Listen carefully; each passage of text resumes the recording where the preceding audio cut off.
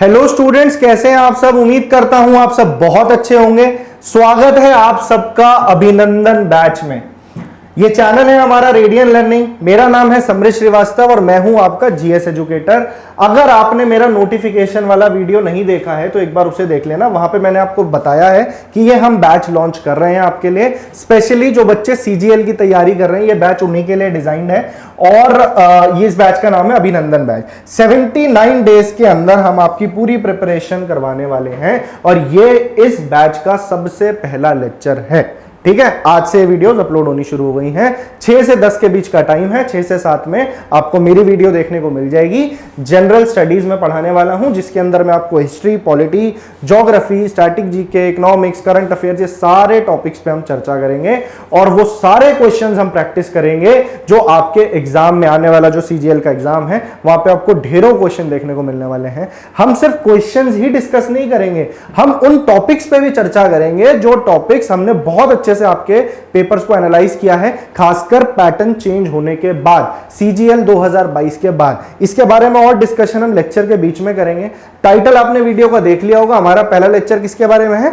Advent of Europeans, यानी कि हमारे देश में जैसे कि आप जानते हैं ब्रिटिश राज रहा है ना, तो पर एग्जैक्टली पहले ब्रिटिशर्स नहीं आए थे, काफी यूरोपियन पावर्स थी उसमें। पोर्चुगीज थे, फ्रेंच थे, ब्रिटिशर्स थे, तो उन सब के बारे में हम डिस्कशन करेंगे थोड़ा थोड़ा। और आज की क्लास में मैं ऐसे ही टॉपिक्स आपको आगे भी लेके आने वाला हूं जो टॉपिक्स में से क्वेश्चन बनता है। 2022 के पेपर जो आपका हुआ है दिसंबर में टियर 1, उसके अंदर स्टैटिक जीके वाला पोर्शन बहुत ज्यादा पूछा गया था।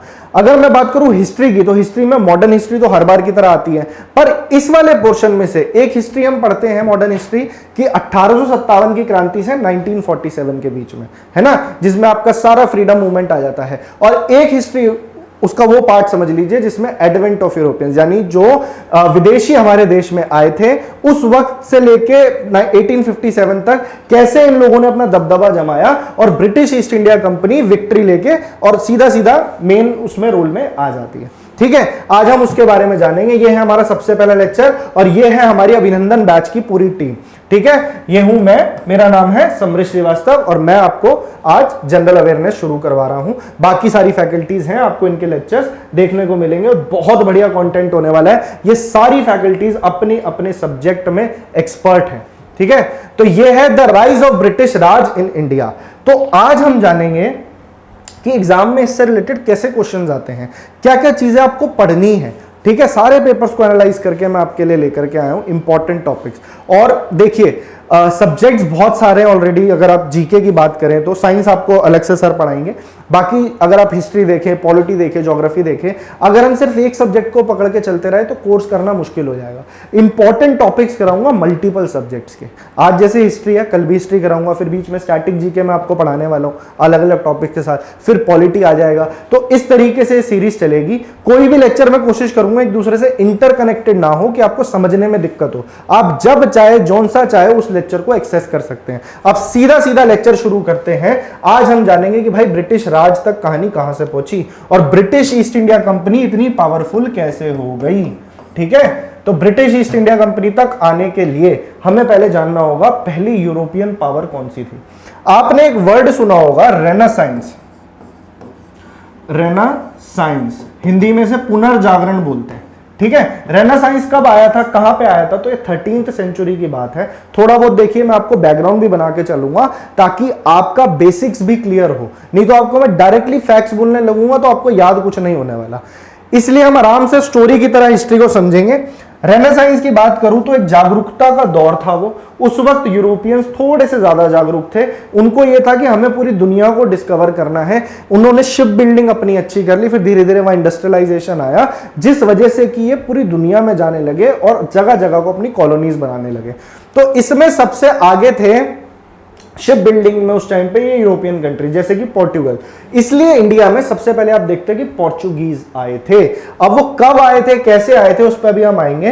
पहले देखते हैं कि ऐसा क्या सिनेरियो बना जिस वजह से कि हमारे ऊपर कोई विदेशी आके हमारे पे राज करके चला गया। इंडिया जो था ना अपने आप में सेल्फ सफिशिएंट था। सब जानते हैं कि इंडिया सोने की चिड़िया कहा जाता था इंडिया को। और यूरोप के अंदर क्या था ना, यूरोप के अंदर इंडियन गुड्स की डिमांड बहुत ज्यादा थी।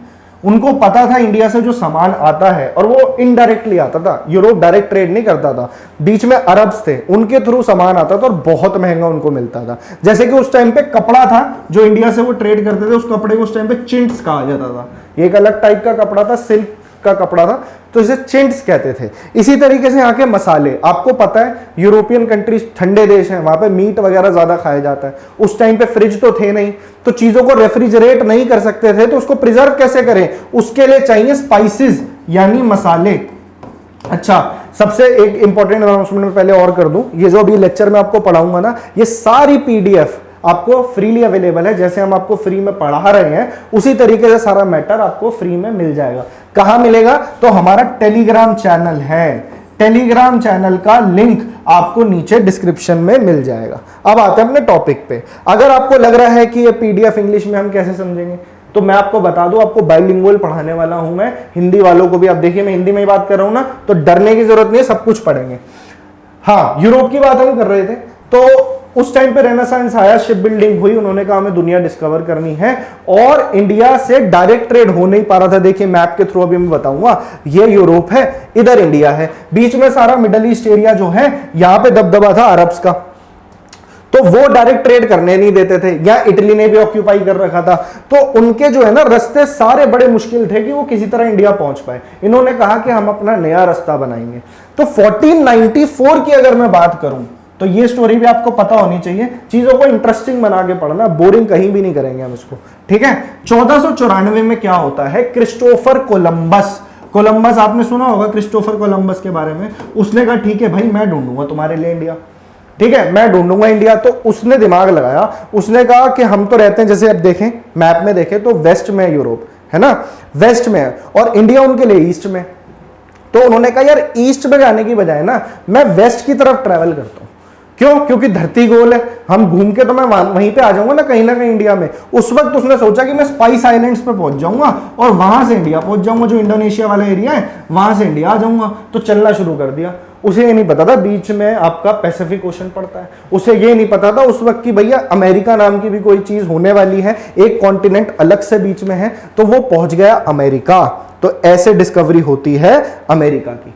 कोलंबस ने ढूंढ लिया अमेरिका, और वो मानने को तैयार ही नहीं था कि मैंने इंडिया नहीं ढूंढा है, इसलिए वहां के जो नेटिव्स थे उनका नाम रख दिया कि ये भी इंडिया ही है, ये बस थोड़े अलग टाइप के, इनको रेड इंडियंस बोल दिया उसने, है ना। तो ऐसी इंटरेस्टिंग स्टोरीज के साथ हम चीजों को कवर करेंगे। आगे बढ़ाते हैं कहानी को, अब आते हैं अपने मेन मुद्दे पे। 1498 ये वो टाइम था, मैं उम्मीद करता हूं आपको ये कलर ठीक से दिख रहा होगा, रेड जो पेन है, अगर आप बोले तो मैं व्हाइट ले लेता हूं, ठीक है। ये दिख रहा है आपको, हाँ ये क्लियर है, ठीक है जी। तो बात करता हूं मैं 1498 की। इस टाइम पे आता है इंडिया में वास्को ड गामा।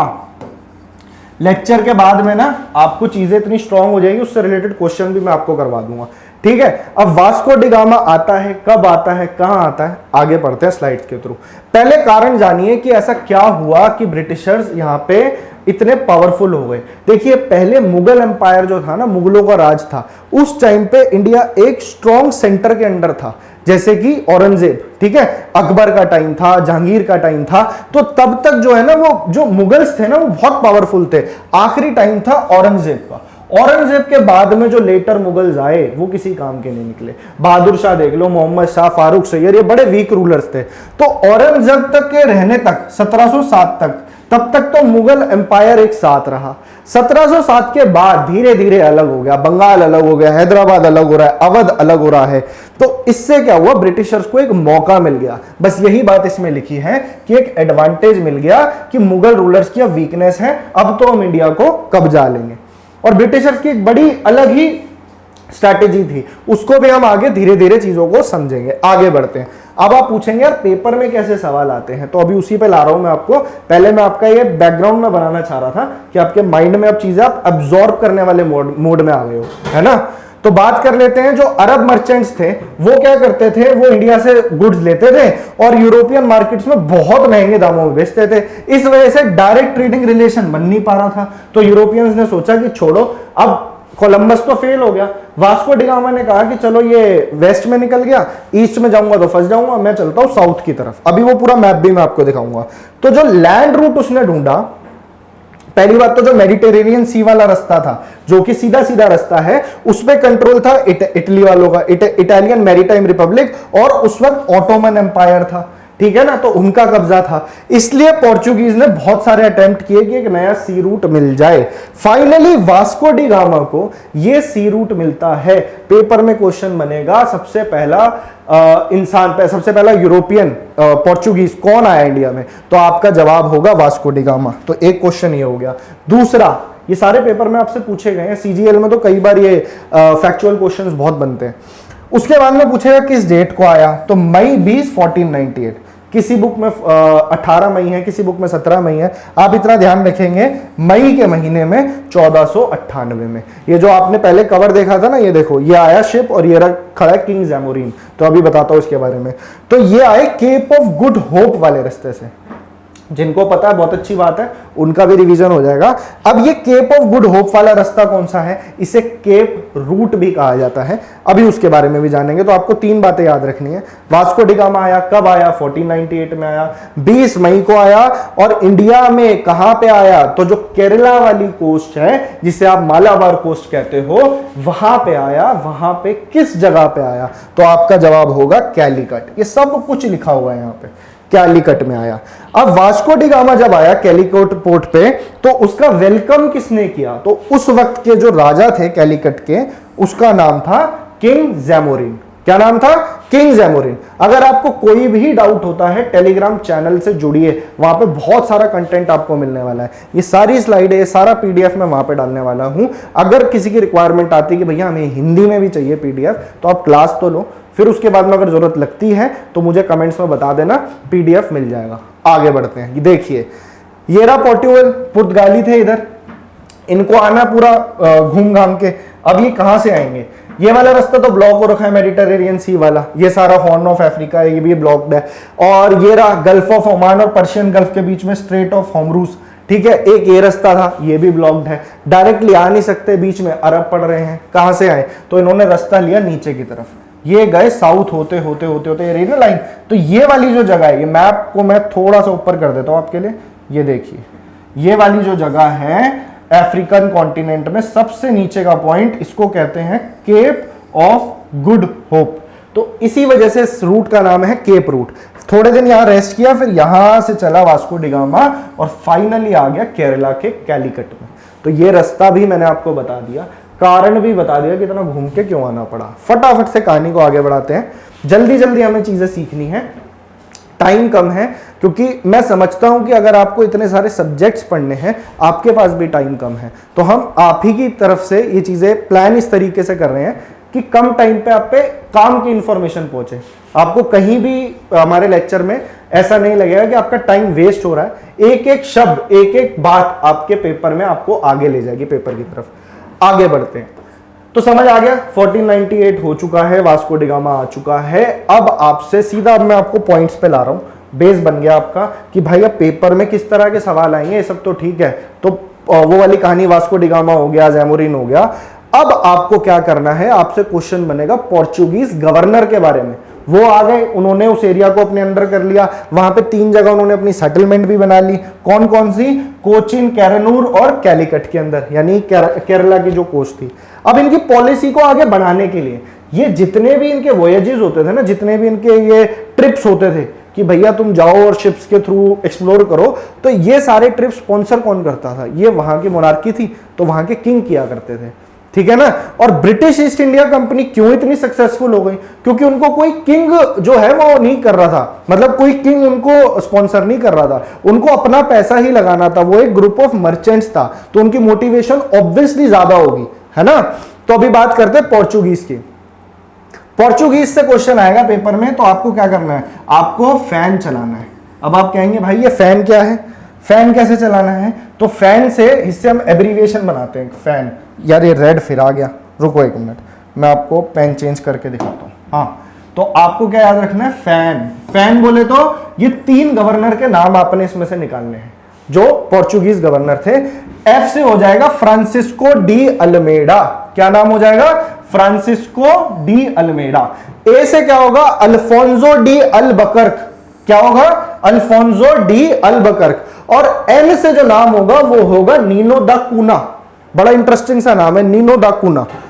ठीक है, अब ये नाम क्यों याद रखने हैं? आए तो बहुत सारे गवर्नर थे, पर ये 3 नाम आपको याद रखने हैं, क्योंकि ऑब्वियसली इन तीनों की ने कोई ऐसी पॉलिसी लगाई होगी जो पेपर में पूछी जा सकती है। तो सबसे पहले जो गवर्नर थे फ्रांसिस्को डी अल्मेडा, फैन से याद कर लो। 1505 एडी में इसने एक पॉलिसी लागू करी। इसने कहा भाई हमें इंडिया में चलानी है ब्लू वाटर पॉलिसी। कॉलोनाइजेशन का तरीका देखिए आप कि किस तरीके से चीजों को आगे लोग लेकर के गए। तो आपसे पेपर में डायरेक्ट क्वेश्चन बन सकता है। अगर टफ लेवल का थोड़ा क्वेश्चन बनाएगा सीजीएल के लेवल से, तो आपको ये चीजें पता होनी चाहिए कि भाई ब्लू वाटर पॉलिसी क्या है। ऑब्वियस सी बात है, जो इंडिया का ये वाला कोस्टल एरिया है, जो ये वेस्ट कोस्ट वाला एरिया है, सारा जितना भी धंधा होगा, जितना भी बिजनेस होगा, वो इसी के थ्रू होगा, है ना। तो पानी के साथ जितना रहोगे उतना बेनिफिशियल, उतना बेनिफिट में रहोगे। तो उसने इसलिए बोला भाई ब्लू वाटर पॉलिसी लगाओ और पावरफुल बन जाओ समुद्र के अंदर, और वहीं पे अपनी फैक्ट्री बनाओ, उनको फोर्टिफाई करो। फोर्टिफाई बोले तो किलाबंदी कर दो, वहां पे हथियारों से लैस कर दो उनको, और धीरे धीरे उस एरिया को ऑक्यूपाई कर लो। ये इनकी स्ट्रेटेजी थी। तो फ्रांसिस्को डी अल्मेडा आ गए भैया ब्लू वाटर पॉलिसी में। अब आपसे पूछेगा इनिशियल स्टेज में, शुरुआत में पुर्तगालियों की इंडिया में फैक्ट्री कहां पे बनी, या फिर उसकी सबसे पहली कैपिटल कौन सी थी? तो आपका जवाब होगा कोचिन, केरला। क्या जवाब होगा? कोचिन। अब आप कहेंगे कि भाई पोर्चुगीज तो ठीक है, पर उनका मेन अड्डा तो गोवा था ना। सबको पता है कि गोवा में सबसे लेट ये लोग गए हैं, तो अब ये गोवा तक कैसे पहुंचे? तो वहां पे रोल आता है अल्फोंसो डी अल्बुकर्क का। क्या रोल आता है? अल्फोंसो डी अल्बुकर्क का। देखते हैं। अब ये डेट याद रखना, मतलब ईयर याद रखना, कि आपसे पूछेगा कि पोर्चुगीज ने गोवा को कब हथियाया।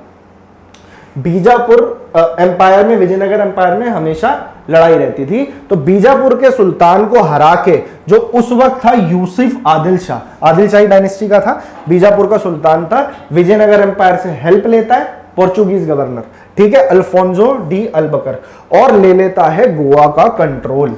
किसका कंट्रोल? गोवा का कंट्रोल। तो कहानी में अभी क्या चल रहा है भाई? शुरू में तो आई blue water policy, Francisco de Almeida. Alfonso ने क्या करा? गोवा अपने अंडर ले लिया। पर आपसे पूछेगा कि भाई गोवा ने, गोवा को अपनी कैपिटल कब बनाया पोर्चुगीज ने? ये सवाल बनता है पेपर में, ये सारे फैक्चुअल क्वेश्चन है बनते हैं, ठीक है। तो ये काम किसने किया? ये किया नीनो दा कूना ने, ठीक है। तो आपसे ऐसा वर्ड नहीं लग रहा पंजाबी का, ये नीनो दा कूना। तो कूने ने की किया, उसने क्या करा? उसने गोवा को कैपिटल बना लिया। गोवा पहले तो स्नैच कर लिया उन्होंने उससे, पर कैपिटल बनाया नीनो दा कूना ने। तीनों गवर्नर का इतना ही रोल था। एग्जाम में बार बार क्वेश्चन यहीं से बनने के ज्यादा चांसेस होते हैं। एक बार में याद हो गया, आगे बढ़ते हैं। फैन हो गया हमारा कंप्लीट। अब आपको एक बात ध्यान रखनी है, पेपर में ना आपसे कई बार क्रोनोलॉजी पूछ लेता है कि कितनी पावर्स थे यूरोपियन। पहले तो ये बताओ, देखो सबसे पहले आए पुर्तगाली, फिर आया आपके डच, डच होते हैं जो नीदरलैंड्स के होते हैं, ठीक है। फिर आया आपके British east India company, British east India company याद रखना तीसरे नंबर पे, अभी लिखवा दूंगा। उसके बाद में आए डेन्स, ठीक है, डेन्स बोले तो डेनमार्क के, और सबसे आखिरी में आए फ्रेंच। अगर आपसे पूछे ऐसे कौन से यूरोपियंस थे, ऐसे कौन से विदेशी थे जो कि सबसे पहले आए और सबसे आखिर में गए, तो आपको आंसर पता होना चाहिए, वो थे पोर्चुगीज। और ये गए कब? 1961 में गए, इवन भारत के आजाद होने के काफी बाद, ठीक है जी। तो ये हो गई कहानी आपकी। लाइन से पढ़ लेते हैं। देखिए सबसे पहले आए पोर्चुगीज, पोर्चुगीज सबसे पहले आए, और ये कब आए? 1498 में। इसका खैर मैंने आपको टेबल भी बना के दे रखा, अगली स्लाइड में दिखाता हूं, अभी दिखाता हूं। पहले एक पॉइंट और पढ़ लेते हैं। 17th और 18th सेंचुरी में क्या हुआ? पोर्चुगीज कंट्रोल जो है काफी नीचे जाने लगा। अब क्या हुआ कि लोकल रूलर से वो हारने लगे, ऊपर से फ्रेंच पावरफुल हो गए, और ईस्ट इंडिया कंपनी तो पावरफुल हो ही रही थी। तो धीरे धीरे करके पुर्तगालियों का जो दबदबा था वो कम हो गया। पेपर में क्वेश्चन ज्यादातर आपको पोर्तुगल से मिलेंगे, अगर किसी और से मिलते हैं। ब्रिटिश ईस्ट इंडिया कंपनी तो हमने पढ़ना ही है सारा, वो तो मैं आपको पढ़ाऊंगा। फ्रेंच से पूछ लेंगे, आपसे पूछेंगे उसकी फैक्ट्री कहां पे है, ये लोग आए कब थे। तो ये पूरा टेबुलर फॉर्म में ये मैंने यहां पे लिखा हुआ है। थोड़ा सा ब्लर हो गया है टेबल, पर कोई बात नहीं, मैं आपको समझा देता हूं। हाँ जी, सबसे पहले आए पोर्चुगीज। कब आए ये याद रखना, 1498 में। एक क्वेश्चन मिल गया, ठीक है। कौन आया था? वास्को डी गामा आया था। पहली परमानेंट फैक्ट्री कहां पे डाली? अभी बताया, कोचिन में डाली। गोवा कब शिफ्ट करा? 1530 में कैपिटल को। गोवा एक्वायर कब करा? छीना कब? बीजापुर से 1510 में। किसने छीना? अल्फोंसो डी अल्बकर्क ने। इस तरीके से रिवाइज करो। फिर आती है डच कंपनी, एक आई डच ईस्ट इंडिया कंपनी। अगर सही बताऊं तो डच ईस्ट इंडिया कंपनी एकदम फक्कड़ कंपनी थी, पैसा नहीं था उनके पास। तो ये वो पहली कंपनी थी जिसने भारत में सबसे पहली बार आईपीओ लॉन्च किया था, मतलब मार्केट से ही पैसा उठा लिया। और ये 1602 में इन्होंने ऐसा काम करा और पहली फैक्ट्री इन्होंने डाली मसूलीपट्टनम में। कहां पे है ये? पहली बात तो 1605 में इन्होंने फैक्ट्री डाली। कहां पे? मसूलीपट्टनम पूछ लेगा तो आंध्र प्रदेश में है।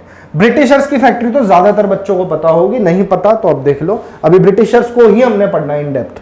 तो 1608 में आएंगे, कैप्टन विलियम हॉकिंस आया था। कौन आया था?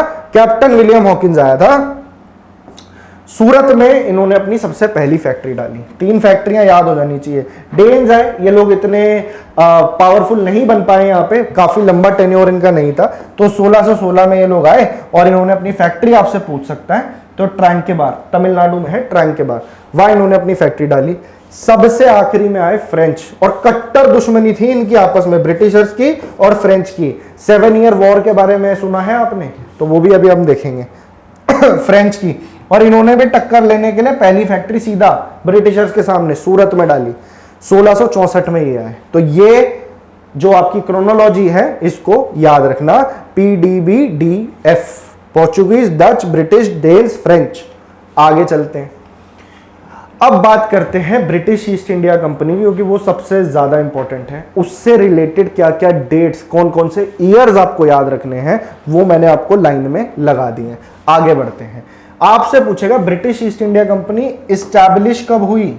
तो कब इस्टेब्लिश हुई? तो इसको कंफ्यूज मत करना कि भाई 1599 में तो हो गई, तो फिर आप सेकंड नंबर पे सोचोगे नहीं ब्रिटिशर्स आए होंगे। ब्रिटिशर्स थोड़ा रुक के रिसर्च करके आए। अच्छा, एक क्वेश्चन मैं आपको देता हूं, ज्यादातर बच्चे फंसेंगे, जो नहीं फंसेंगे बहुत अच्छी बात है। सबसे पहले ब्रिटिशर कौन था जो इंडिया आया था ऑफिशियली? कौन था? ज्यादातर बच्चे जिनको पता है वो बोलेंगे भाई कैप्टन विलियम हॉकिंस था, पर ऐसा नहीं है। पहला ब्रिटिशर था रैल्फ फिच। रैल्फ फिच ये अकबर के टाइम पे आया था इंडिया में। कब आया था? अकबर के टाइम पे। थोड़ा बहुत रिसर्च करने, रेकी करने, इसने यहाँ पे देखा कि भाई इतनी सोने की चिड़िया है, अब जाके हमें ट्रेड करना है। तो उस वक्त एक मर्चेंट्स का ग्रुप था, जितने बिजनेसमैन थे उनका ग्रुप था, और उनको कहा जाता था द मर्चेंट एडवेंचरर्स। अगर टफ लेवल का क्वेश्चन अगर आपसे पूछा जाएगा, और बुरे वक्त में ऐसी चीजें काम आ जाती हैं आपके, जब पेपर में कुछ ऐसा आउट ऑफ द बॉक्स तो बनता ही है, 1-2 क्वेश्चन आते हैं तो ऐसी जगह से आ जाते हैं कि भाई ब्रिटिश ईस्ट इंडिया कंपनी का जो ग्रुप बनाने वाला था वो मर्चेंट्स थे, वो प्रॉफिट सीकिंग ऑर्गेनाइजेशन थी, एक प्राइवेट कंपनी थी, स्टेट स्पॉन्सर्ड नहीं थी, ठीक है। तो द मर्चेंट एडवेंचरर्स थे, उन्होंने फाउंड करी ईस्ट इंडिया कंपनी। इस कंपनी का बाद में नाम पड़ गया ब्रिटिश ईस्ट इंडिया कंपनी, एक प्राइवेट कंपनी थी। दूसरा सवाल आपसे पूछेगा, इस्टेब्लिशमेंट ईयर याद रखना 1599। फिर आपसे पूछेगा कि भाई ब्रिटिश ईस्ट इंडिया कंपनी को रॉयल चार्टर कब मिला? अब रॉयल चार्टर क्या है? यानी कि जो उस समय आदेश था, एक तरह का ऑर्डर समझ लीजिए, एक तरह का लीगल डॉक्यूमेंट, जो ब्रिटिश मोनार्क उस वक्त वहां की जो थी वो थी एलिजाबेथ वन। तो आपसे पूछ लेगा भाई ये रॉयल चार्टर जो है ये किसने दिया, कब दिया? एलिजाबेथ वन ने दिया, ब्रिटिश ईस्ट इंडिया कंपनी को दिया, 1600 में दिया। एक परमिशन थी कि आप जा सकते हैं ऑफिशियली, ईस्ट इंडिया कंपनी जा सकती है और जाके ट्रेड कर सकती है अपना ईस्ट इंडीज में। वहां पे देखो, अपने मौके तलाशो कि कहां पे आप बेस्ट से बेस्ट ट्रेड कर सकते हो और कंट्री को और बेनिफिशियल और पावरफुल बना सकते हो। 1608 में ईस्ट इंडिया कंपनी, अब ब्रिटिशर्स की बात हो रही है, ये आ गए इंडिया। आपसे पूछेगा जो ब्रिटिशर्स आए थे ये किस, उस वक्त मुगल राजा कौन थे, किसके कोर्ट में आए थे? तो आपको ध्यान रखना है जहांगीर के कोर्ट में आए थे, जहांगीर। जिन बच्चों को लग रहा है यार हम सीधा मॉडर्न हिस्ट्री पे आ गए, एंशिएंट और मिडिवल पढ़ानी, टेंशन मत लो। जो इंपॉर्टेंट टॉपिक्स है, जैसे एंशिएंट में बुद्धिज्म, जैनिज्म है, गुप्ता पीरियड है, महाजनपद है, वो सारे टॉपिक्स भी मैं आपको करवाऊंगा। पर वो टॉपिक्स जो है ना इनिशियल क्लासेस में आपको अब्सॉर्ब करने में हो सकता है टाइम लगे। ये थोड़ा सा इंटरेस्टिंग टॉपिक है और आगे हो जाएगा। अभी हम फ्रीडम स्ट्रगल वगैरह सब कुछ पढ़ेंगे, तो कुछ आपका छूटने वाला नहीं है। शर्त यह है कि आपको रोज लेक्चर्स को फॉलो करना है। रिकॉर्डेड फॉर्म में जा रहे हैं, जब आपका मन करे तब इन लेक्चर्स को देखिए, इंजॉय कीजिए। अपने नोट्स बनाने की जरूरत नहीं है, वैसे पीडीएफ आपको मिल जाएगी। आराम से बैठ के सुनो, आपको और भी सब्जेक्ट्स पढ़ने हैं, चीजों को इक्वली डिस्ट्रीब्यूट करना जरूरी है। तो पहली फैक्ट्री इन्होंने डाली सूरत में। ब्रिटिशर्स का पूछेगा कब डाली, पहली फैक्ट्री कहां पे डाली, तो सूरत गुजरात में डाली। किसके कोर्ट में आए, जहांगीर के कोर्ट में आए। और अब आपसे मैं एक सवाल पूछता हूं, पहली बात तो आया कौन, ब्रिटिश ईस्ट इंडिया कंपनी की तरफ से, तो कैप्टन विलियम हॉकिंस। अब एक सवाल पूछता हूं इंटरेस्टिंग, कौन बनेगा करोड़पति का, यह सवाल है। 7 करोड़ का था शायद ये क्वेश्चन। ये कौन से शिप में आया था, उस शिप का नाम क्या है। ठीक है, अगर पता है तो बहुत अच्छी बात है, नहीं पता तो सर्च करना और कमेंट सेक्शन में जरूर बताना। तो ठीक है, उन बच्चों का मैं जरूर क्लास में नाम लूंगा जो इस शिप का नाम बताएंगे। तो जहांगीर के कोर्ट में आते हैं फॉर्मल परमिशन लेने के लिए। जहांगीर शुरू में तो मना करता है कि नहीं दूंगा परमिशन, फिर कैप्टन मिडल्टन आते हैं, खूब सारे तोहफे वोफे लेके जहांगीर के लिए। फिर धीरे धीरे करके जहांगीर मान जाता है, और सर थॉमस रॉ भी आता है, एक तरह से उस टाइम का इंजीनियर था, उसको परमिशन दे देता है, चलो भाई बना लो, सूरत में आप ईस्ट इंडिया कंपनी की अपनी फैक्ट्री बना सकती है। डच आ गए, डच आए 1602 में, इनसे पहले तो पहली ज्वाइंट स्टॉक कंपनी इन्होंने खोली, आईपीओ लॉन्च किया था, बताया था मैंने। और ये फैक्ट्स हैं, अब ये मिक्स सेट ऑफ फैक्ट्स हैं, आपको याद रखने हैं। ब्रिटिश ईस्ट इंडिया कंपनी बता दिया, डच का टाइम आपको याद है। ब्रिटिशर्स की एक ना बड़ी खतरनाक लड़ाई हुई थी, आपस में इनकी बहुत ज्यादा लड़ाई होती थी, क्योंकि एक दूसरे को ओवर पावर तो करना ही था ना, है ना। और यहाँ के जो राजा थे उनके साथ भी इनकी लड़ाई चलती रहती थी। तो ये ब्रिटिश ईस्ट इंडिया कंपनी की एक लड़ाई हुई थी, जिसको हम कहते हैं बैटल ऑफ स्वली के नाम से।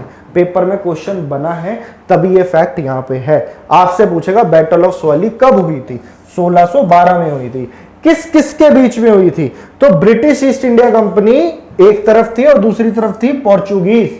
पोर्चुगीज इनसे बहुत सारा टैक्स कलेक्ट किया करते थे, बहुत कुछ लिया करते थे इनसे। तो फिर इन्होंने कहा कि यार हमें भी ट्रेड करना है, तो ब्रिटिश ईस्ट इंडिया कंपनी और इनकी आमने सामने की एक नेवल बैटल होती है। अच्छा, एक और इंटरेस्टिंग चीज आपको पता है कि मुंबई के, बॉम्बे के बारे में, बॉम्बे का जो पोर्ट था, जो बॉम्बे वाला एरिया था, वो कैसे मिला ब्रिटिशर्स को। ब्रिटिश प्रिंस की शादी हुई पोर्चुगीज प्रिंसेस से, तो उस टाइम पे उन्होंने बॉम्बे दहेज में दे दिया था ब्रिटिशर्स को। ठीक है, तो ये बड़ी इंटरेस्टिंग कहानी है। ये 1661 की बात है, 1661 की बात है। हाँ ठीक है, तो ये भी याद रख सकते हो, एक इंटरेस्टिंग फैक्ट है। ये क्या हो गया, छोटा हो गया, ठीक है। 1613 की बात करते हैं। जहांगीर ने फरमान दे दिया इंग्लिश को, जो ब्रिटिशर्स थे, कि आप अपनी परमानेंट फैक्ट्री जाइए, और जाके सूरत में डाल दी थी। सूरत में स्टैब्लिश हो गई। हाँ, ये आ गया देखो। 1661 एडी में क्या होता है, इंग्लैंड के थे किंग चार्ल्स, ठीक है, इन्होंने प्रिंसेस कैथरीन से शादी करी, पोर्चुगीज की थी, और उनको दहेज में बॉम्बे दे दिया गया एज अ गिफ्ट। कैसे, एज अ गिफ्ट। आपसे मतलब एक काफी इंटरेस्टिंग फैक्ट लगता है, पेपर में तो शायद अभी तक एक आध बार पूछा गया हो तो पूछा गया हो, पर ये एक फैक्ट है जो आप याद रख सकते हो, और बिल्कुल पूछा जा सकता है कि ऐसा कौन सा शहर है जो कि ब्रिटिशर्स को दहेज में मिला था, तो बॉम्बे मिला था। आगे बात करते हैं, फ्रेंच ईस्ट इंडिया कंपनी पे आते हैं। तो इसके बारे में ये याद रखना कि सबसे लास्ट में आई थी। इससे रिलेटेड जो वॉर्स हैं, एंग्लो कार्नेटिक वॉर्स हैं, एंग्लो मैसूर वॉर्स हैं, कुछ चीज अगर इस लेक्चर में रह भी जाएगी ना, तो उसकी टेंशन मत लेना, आगे जा करके मैं आपको एमसीक्यूज प्रैक्टिस कराऊंगा, कुछ भी रह जाएगा वो आपका वहां कवर हो जाएगा, तो टेंशन नहीं लेना बिल्कुल भी। और अगर लेक्चर अच्छा लग रहा है ना, तो यार इसको लाइक कर देना, बस एक बार बोलूंगा, और ज्यादा से ज्यादा बच्चे को शेयर कर देना, ठीक है। एसएससी के लिए ही नहीं, सब पेपर में जहां जहां जीके आती है वहां वहां आपको ये लेक्चर्स काम आने वाले हैं। इवन अभी आगे आपकी रीजनिंग की क्लास है, इंग्लिश है, अभी साइंस वाले सर आएंगे, वो आपको पढ़ाएंगे, तो आपकी ओवरऑल तैयारी हो जाएगी। 1664 में आते हैं फ्रेंच, सबसे लास्ट में आए। आगे बढ़ते हैं, थोड़ा सा टाइम मेरे को देखना पड़ेगा, उस हिसाब से चीजों को चलाते हैं। हाँ जी, तो अब इसको जरा जल्दी वाइंड अप करते हैं, आगे बढ़ाते हैं कहानी को। 1651 एडी, ब्रिटिशर्स को अब जाके 1651 की बात है कि अब इनको परमिशन मिल गई कि आप हुगली सिटी, कैलकाटा, इनका ध्यान था ईस्ट इंडिया की तरफ, यानी कि जो बंगाल वाला एरिया बहुत बड़ा था, उसमें उड़ीसा भी था, आपका बिहार भी था, वो सारा एरिया बंगाल में आता था, और वो एरिया सारा पानी से जुड़ा हुआ था। वहां पे फैक्ट्री बनाना, उस एरिया को कब्जा में करना ब्रिटिश ईस्ट इंडिया कंपनी की पहली प्रायोरिटी था। ठीक है, तो इन्होंने क्या करा, फैक्ट्रीज इन्होंने ओपन करी बंगाल में, बिहार में, पटना में और ढाका में। आगे बढ़ते हैं, 1698 आ गया। अब ब्रिटिशर्स को धीरे धीरे मुगल बादशाह से भी धीरे धीरे कुछ ना कुछ चीजें मिलती जा रही हैं। पर अब ब्रिटिशर्स की सबसे अच्छी बात है, मैं आपको बताऊं ब्रिटिशर क्यों इतने कामयाब हुए, उसके दो कारण थे। पहला, इनमें पेशेंस था। क्या था इनमें? इनमें बहुत ज्यादा पेशेंस था। दूसरा, इनमें ईगो नहीं थी। अब ये बात को कैसे जस्टिफाई करेंगे हम? ईगो नहीं थी और पेशेंस बहुत था। अब पहली बात कर लेते हैं पेशेंस की। पेशेंस कैसे? इन्हें पता था औरंगजेब जो है एक बहुत ही स्ट्रॉन्ग राजा है, इसके रहते हुए हम पूरी तरीके से किलाबंदी नहीं कर सकते, एक एक जगह को एक्वायर नहीं कर सकते, तो शांति रखो, बुढ़ा हो रहा है, मर जाएगा।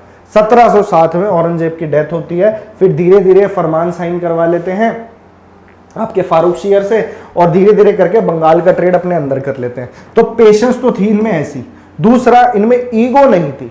इनकी इतनी लड़ाई हुई, एंग्लो मराठा वॉर देख लो, एंग्लो मैसूर वॉर देख लो, कौन सा एक एक वॉर हुई है, 4-4, 3-3 ऐसे तो लड़ाई हुई है इनकी। तो क्या ये एक बार में जीत गए? नहीं, ये पहले लड़ते थे, अगर हार जाते थे तो इनको बुरा नहीं लगता था, सॉरी बोलते थे, ट्रीटी साइन करते थे, कुछ एरिया देते थे, फिर अपने आप को स्ट्रॉन्ग करते थे, फिर अटैक करते थे, फिर हार जाते थे, फिर दोबारा ट्राई करते थे और आपस में राजाओं को लड़ाते थे। इस तरह की पॉलिटिक्स इन्होंने खेली है। फिर धीरे धीरे सब्सिडरी अलायंस सिस्टम लगा दिया, धीरे धीरे डॉक्ट्रिन ऑफ लैप्स लगा दिया। इस तरीके से अपने अंडर ये लेते चले गए इंडिया को। ठीक है, और ये बात हम लोग नहीं समझ पाए क्योंकि डिफरेंट अलग अलग राजा थे, उनकी अपनी अपनी ईगो थी। जो चीज यहां पे कमी थी वही उनकी स्ट्रेंथ थी। यहां पे लोगों में ईगो बहुत थी, उनमें ईगो बिल्कुल भी नहीं थी। 1698 ब्रिटिश को क्या हुआ, अब तुम्हें जान के हैरानी होगी, मतलब ये एक अच्छा फैक्ट है कि कलकत्ता का नाम कलकत्ता कैसे पड़ा। तो कलकत्ता एक्चुअली 3 विलेजेस से बनके बना था। वहां पे ब्रिटिशर्स आए, सेटल हुए, वहां पे ट्रेड होना शुरू हो गया, तो टाउन बनने शुरू हो गए। 3 टोटल विलेजेस थे। एक था सूटानूटी, एक था, ये नाम गलत लिखा, कैलीकाटा नाम था इसका, कैलीकाता, ठीक है, और एक था कैलीकाता और एक था गोविंदपुर। इन तीनों को ज्वाइन करा जॉब चार्नक ने। ये इंफॉर्मेशन इतनी इंपॉर्टेंट नहीं है पर मैं वैसे ही आपको बता रहा हूं कि तीनों को ज्वाइन करा, कंबाइन करके बन गया कैलकटा। क्या बन गया? कंबाइन करके बन गया कैलकटा। और ये आगे फोर्टिफाइड सेटलमेंट होगी, इसकी किलाबंदी करेगी, बकायदा वहां पे हथियार रखे गए कि एक दूसरे से अगर लड़ना पड़े, आपस में फ्रेंच से इनकी काफी लड़ाई रहती थी। तो ईस्ट इंडिया कंपनी ने इस वाली सेटलमेंट को, कई बार पेपर में पूछता है जो आपके काम की बात है, भाई फोर्ट विलियम कहाँ है, तो कलकत्ता में था। फोर्ट विलियम की जो फैक्ट्री थी वो कैलकटा में थी। ठीक है, आगे बढ़ाते हैं। 1700 AD आ गया। ईस्ट इंडिया कंपनी ने कलकत्ता को पहली अपनी प्रेसिडेंसी सिटी घोषित कर दी। अब धीरे धीरे कंट्रोल बढ़ रहा है। ठीक है, 3 प्रेसिडेंसी थी इनकी, कलकत्ता, मद्रास और बॉम्बे। बहुत ज्यादा एरिया आता था इसके अंडर। फिर धीरे धीरे करके एक्सपेंशन करते चले गए। एक्सपेंशन ही हम इनका पढ़ रहे हैं। तो ये रही ब्रिटिशर्स की इंडिया में, बेशक वो कहीं पे भी हो, मद्रास में हो, फोर्ट सेंट जॉर्ज में हो, फोर्ट बॉम्बे में हो, पर इन सबका एक जो केंद्र था वो था फोर्ट विलियम और वहां पे पर्टिकुलरली कैलकटा। तो कैलकटा जो था कैपिटल बन गया इंडिया ब्रिटिशर्स की। और कब तक रहा? 1911 तक। फिर दिल्ली दरबार लगा था, कैपिटल को चेंज करके दिल्ली कर दिया था। 1717 AD मुगल बादशाह, कमजोर मुगल बादशाह फारूकशियर, उसने क्या करा, धीरे धीरे करके ब्रिटिशर्स के आगे वो कमजोर पड़ता गया और उसने फरमान दे दिया ड्यूटी फ्री ट्रेड करने के लिए ब्रिटिशर्स को। ड्यूटी फ्री ट्रेड बोले तो किसी भी तरह का टैक्स देने की जरूरत नहीं है, अपना सामान लाओ, बेचो, जो करना है करो, किसी तरह की कस्टम ड्यूटी नहीं लगेगी आपके ऊपर। और उसके लिए स्पेशल उनको दस्तक पासिस देने का उन्होंने बोला। किस किस एरिया में? फारूकशियर ने 3 डिफरेंट फरमान दिए। कहां कहां पे? बंगाल, बॉम्बे और मद्रास में। यही इनकी प्रेसिडेंसीज बनी और यहां पे इनको रॉयल फरमान ऑलरेडी मुगल बादशाह से आ चुका था। पर अब मुगलों से भी अलग हो गए थे कई लोग। बंगाल में मुर्शीद कुली खान अलग हो गया था, आगे जाके अली वारदी खान आया, उसका फिर पोता आया सिराजुद्दौला, जिसके साथ बैटल ऑफ प्लासी हुई। अब हम पढ़ेंगे आगे बैटल ऑफ प्लासी के बारे में। ये आज की क्लास का लास्ट पॉइंट है। बैटल ऑफ प्लासी, बंगाल जो सबसे इंपॉर्टेंट एरिया था उसको ब्रिटिशर्स ने कैसे एक्वायर करा, क्या होता है बैटल ऑफ प्लासी में, क्या होता है बैटल ऑफ बक्सर में, ट्रीटी ऑफ इलाहाबाद में क्या होता है, और कैसे ब्रिटिशर्स इतने पावरफुल हो जाते हैं, अब हम नेक्स्ट क्लास में पढ़ेंगे। तो ये बात है, फारूक शेर के बारे में बता दूं, उसने इनको दस्तक पास दिए, इस पास का नाम दस्तक था, आप इसे दिखाइए और ड्यूटी फ्री ट्रेड करिए, भी कोई किसी को टैक्स देने की जरूरत नहीं है। प्रॉब्लम कहाँ आई, जब इन्होंने इन दस्तक पासिस का यूज गलत मत तरीके से करना शुरू कर दिया, अपना इन्होंने इंडिविजुअल ट्रेड करना शुरू कर दिया, करप्शन करनी शुरू कर दी, जिस वजह से 1770 में बंगाल में बड़ा खतरनाक भूखमरी आ गई, फेमीन आ गया, ये आपने सुना होगा कहीं ना कहीं। तो ये थे आज के कुछ इंपॉर्टेंट पॉइंट्स, ये इंपॉर्टेंट लेक्चर था आपके लिए। इस टॉपिक से जो जो इंपॉर्टेंट बातें थी वो मैंने आपको बता दी हैं। अब इसको क्वेश्चंस की फॉर्म में देखते हैं, प्रीवियस ईयर क्वेश्चन मैंने आपके लिए लगाए हैं। अगर आपको लेक्चर समझ में आया है तो ये क्वेश्चन एक बार अटेम्प्ट करो, देखते हैं कितने कर पाएंगे। Who among the following was the first European to come to India? पहले ऐसा कौन सा यूरोपियन था जो इंडिया आया था? बहुत आसान है, पोर्चुगीज आए थे, रिवाइज करो, 1498 में आए थे। कब आए थे? 20 मई को आए थे, ठीक है। कहां आए थे? कैलिकट में आए थे। कौन था राजा? जैमोरीन राजा था, और जैमोरीन के बाद में फिर हमने फैन चलाया था, याद है, गवर्नर का बताया था ना। चलिए आगे, पहला क्वेश्चन अच्छे से डिस्कस हो गया। Who among the following discovered the Cape Route from Europe to India? किसने केप रूट ढूंढा यूरोप से इंडिया का? तो आसान है, वास्को डिगामा ने। क्रिस्टोफर कोलंबस ने 1494 में अमेरिका को ढूंढा। आगे बढ़ते हैं। पोर्चुगीज गवर्नर जिसने गोवा को अपने अंडर लिया, गोवा को कैप्चर किया बीजापुर से, ठीक है, तो कौन थे? फैन में फ्रांसिस्को डी अल्मेडा ने तो ब्लू वाटर पॉलिसी चलाई थी, blue water policy, blue water policy, Francisco de Almeida. और अल्फोंसो डी अल्बकर्क, यानी कि ये जो डी ऑप्शन है ये आपका सही हो जाएगा, अल्फोंसो डी अल्बकर्क। इसने बीजापुर के सुल्तानों से 1510 में गोवा अपने अंडर कर लिया। आगे बढ़ते हैं। अच्छा, ये वाला टिपिकल क्वेश्चन है और ये आपका एसएससी सीजीएल का क्वेश्चन है। क्या क्वेश्चन है? इंग्लिश ईस्ट इंडिया कंपनी ने एक ग्रुप ऑफ मर्चेंट्स से ईस्ट इंडिया कंपनी बनाई। उस ग्रुप ऑफ मर्चेंट्स का पहले क्या नाम था? 1600 एडी में बनाई थी ना, क्या नाम था? तो इसका नाम था मर्चेंट एडवेंचरर्स। मर्चेंट एडवेंचरर्स याद होगा, मैंने आपको बताया था। आगे, ठीक है, ये लास्ट क्वेश्चन है। Among the following which company left India last? Obviously Portuguese सबसे पहले आए, पुर्तगाली सबसे पहले आए, सबसे लास्ट में गए, 1961 में गए। वो भी एक इंडिया को एक मिलिट्री ऑपरेशन लॉन्च करना पड़ा था इसके लिए, ठीक है। तो ये थी आपकी आज की क्लास। उम्मीद करता हूं आपको चीजें बहुत अच्छे से समझ में आई होंगी। अगर किसी भी तरीके का डाउट है तो आप टेलीग्राम चैनल पे पूछिए, आप कमेंट सेक्शन में पूछिए, और टेलीग्राम चैनल तो जाके आप ज्वाइन कर लो, वहां पे आपको बढ़िया बढ़िया इंफॉर्मेशन मिलने वाली है। अब अगली क्लास है आपकी, आगे फिर साइंस है, आपका इंग्लिश है, एंड में रीजनिंग है, वो भी आप बहुत अच्छे से प्रैक्टिस करेंगे। और इन 79 डेज में मैं आपको स्लाइड दिखा देता हूं दोबारा से हमारे अभिनंदन बैच की। ये है हमारा बैच, 79 यानी 79 दिनों की तैयारी, सरकारी नौकरी तुम्हारी, ठीक है। तो ये हमारा वादा है आपसे, अगर आप हमसे जुड़ते हैं तो आपको एक एक चीज हम अच्छे से पढ़ाएंगे, आपके दिमाग में एक एक कंसेप्ट क्लियर हो जाएगा। क्लास अच्छी लगी हो तो लाइक कर देना, शेयर कर देना, सब्सक्राइब कर लो रेडियन लर्निंग को, और थैंक यू सो मच।